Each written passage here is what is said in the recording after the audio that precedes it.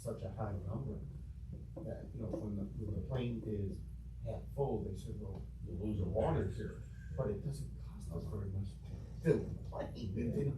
The amount of fuel that a person uses to fill the plane is very, very small.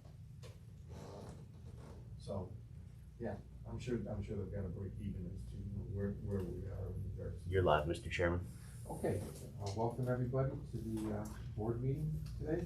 Hope everybody's safe. I'd like to start out by, on behalf of the board, thanking the personnel here at Central at every level to really doing a great job during some very tough and challenging times. Central seems to be right out there in front, and it's well recognized by the board in the work that's being done at all levels, from the people, from the operators to the mechanics, to the people that are behind the scenes in the office. So the board appreciates the efforts during these very difficult times. Start out today with the minutes. I need a motion for the minutes to be approved for the July 24th meeting. Tina, second. Robert, all in favor? Aye. Future committee meetings, there will be a audit and finance committee meeting on 9/25 at 9 o'clock, and then immediately after that we'll go into our general meeting. Okay, gonna go right into our chief executive's report. Mr. Schultz. Thank you, Mr. Chairman. The report that I sent out outlines some of the things that are going on that are COVID related. I put in there our CARES funding and drawdown. We've drawn down as of the end of July just under $14 million. As of last week, we had 16 employees company-wide that were out for various reasons. Most of them were self-quarantining. A couple were quarantined for travel related because they went to states that were on the governor's list. To date, we've had 13 positives, and we finally got the plexiglass shields installed in the remaining buses in Utica and Rome. So we'll be going back to charging fares. We put out a press release back to charging fares there starting next week, Monday. I participated as a panelist in the Greater Syracuse Hope Anti-Poverty Work is Anti-Racist Work town hall that they had. It was a very productive meeting. I was one of 9 panelists. There was it was all done virtually, and there was probably 50 to 60 participants. So that was a very good meeting. Ridership, as I stated earlier, during audit and finance, we're about 45% from the same time last year. We did see a little bit of an uptick when Destiny was allowed to reopen. Right now we're averaging a little over 10,000 per week, or per weekday. Ridership will probably continue to trend down even as more continues to open up, simply because of the reduced, not as many kids going to school in the city school district. That's a large contract for us. Syracuse University has reduced some of their service as well. So we will continue to see a lower ridership. We're anticipating for the next 12 months anyway. I'm also going to turn it over to Jackie for a minute. We had a review meeting with our workers' comp consultants, Brown and Brown, and she's going to give you a little bit of a review on the cases that we talked about and what their progress has been since we hired them a couple years ago. Thank you, Brian. Good morning, everyone. Central recently met with our workers' compensation consultants, Brown and Brown. This is our second year having Brown and Brown assist Central in managing our workers' compensation claims. They've been doing a great job working with travelers to help reduce our overall claims experience. And they've also been a great partnership with our workers' compensation attorneys in closing out all of our older high dollar claims that's increasing our experience. Central currently has the same number of injuries reported each year. We're about 130 a year. However, though, where we have really greatly improved is our lost time days per has decreased by half. So it's gone from an average of about 50 days per claim to 25 days per claim. Some of this, of course, is due to our enhanced light duty program that we've incorporated. Some is also due to Brown & Brown just really staying on top of travelers and getting those people in and getting medical treatment as soon as possible and getting them back to work as fast as possible. At this point, we have a total of 80 open claims from 2015 through 2020. That's 13% of the total workers' compensation claims that have been filed.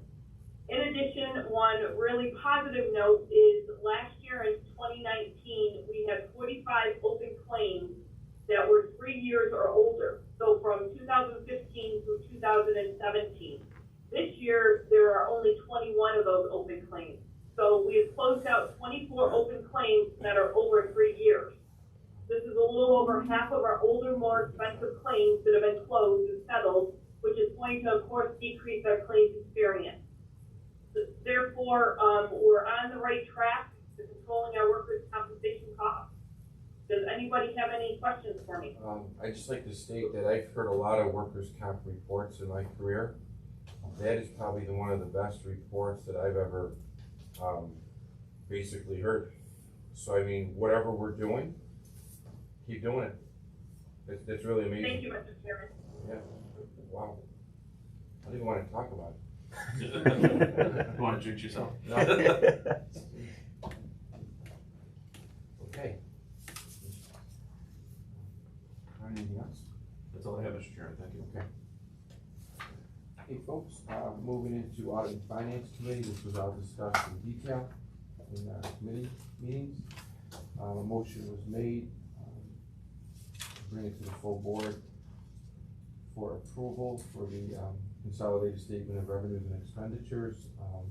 Christine and their team, Linda, they're doing a good job keeping the board abreast on some of these moving pieces and what's going to happen, especially revenues from different sources.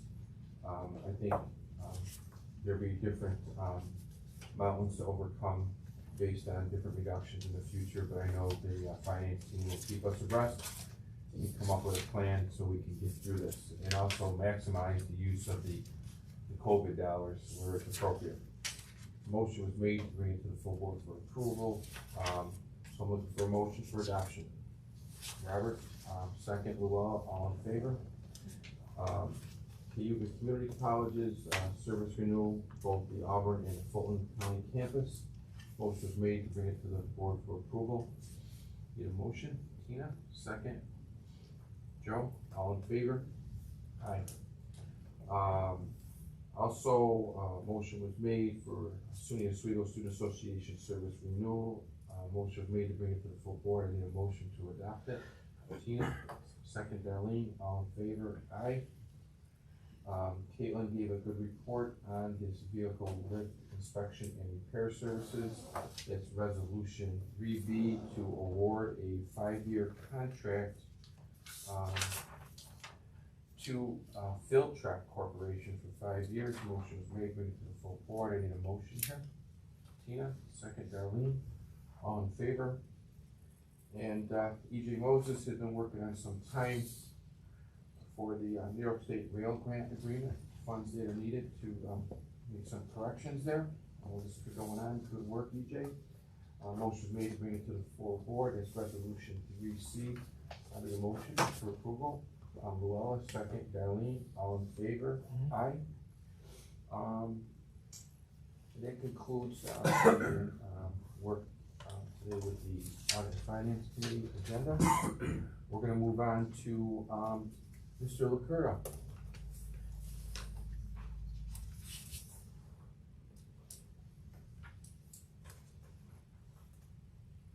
You're muted. Hold on. You're muted.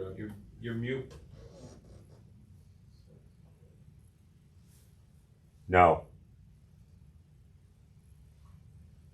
It looks like his mute's off, it's green, but. Yeah, it's something on his end. Maybe his microphone's not activated, but he's gonna switch to Christine. Pushes Push Christine out. No, now we can't hear them either. Can't hear you either, still can't hear you, By anybody. nothing. Nope. Okay, this is what we're gonna do. You can hold, Uh. I'm gonna have, Brian, can you go over, his Yeah. Or report? Joe. Or Joe can do it. Is Joe online yet? Yep. Okay, If Joe can't get in, it's me. it's all right, Rob, don't worry about it, All right, can you guys hear me? okay, thanks, Joe. Okay, good morning. Just to go over Rob's report real quick, there's a couple of contracts that we put out, both to US UPSU out in Utica. We made an offer of 2% on a wage-only contract with them. They have tentatively agreed to that. Their vote is August 26th, so we're waiting for that result. We also made the same offer to ATU 580, which covers Syracuse, Oswego, and Cayuga. They have also accepted that on a 2-year, 2% agreement and a tentative agreement, but do not have a date yet for their vote. They may take a few weeks. They still have to do their public meetings and a few other things, housekeeping things they need to take care of. Beyond that, we have also made the same offer to Rome. We have not heard back yet, so I would expect to hear from them shortly. Outside of that, Rob will either say yay or nay. Did I cover everything you needed? Yeah, Rob's still, I Very guess. nice. Yeah, we got a thumbs up. Yeah, okay, Joe, All right. great job. Rob, you've been excused, you only get one excusal, so, that's it. All right, very good. We also had a, annual governance committee report, that was, presented to us by Susanna. It was on internal controls. The board, and I think staff thought that that was a very thorough, well put together, detailed report. Actually, it was a nice read, and you learn a lot about authority when you look at these reports. Committee had that well in advance, the board had it well in advance, any questions, we went through it. With that being said, a motion was made to bring it to the full board for approval. I need a motion. Tina, second, Darlene, all in favor? Okay. Any, old business out there? No, sir. Okay, board, anything? Okay, I'm gonna ask for a motion now to go into executive session, regarding, personnel matters. I have Darlene, second, Robert, all in favor, aye, thank you.